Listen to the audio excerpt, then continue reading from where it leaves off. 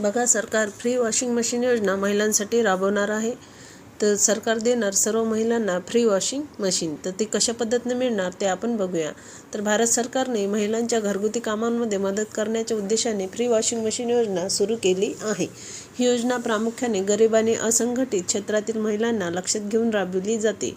त्यांच्याकडे घरगुती उपकरणे नसतात. या योजनेअंतर्गत सरकार प्रत्येक राज्यात म्हणजे महाराष्ट्रसुद्धा त्यात लागू आहे.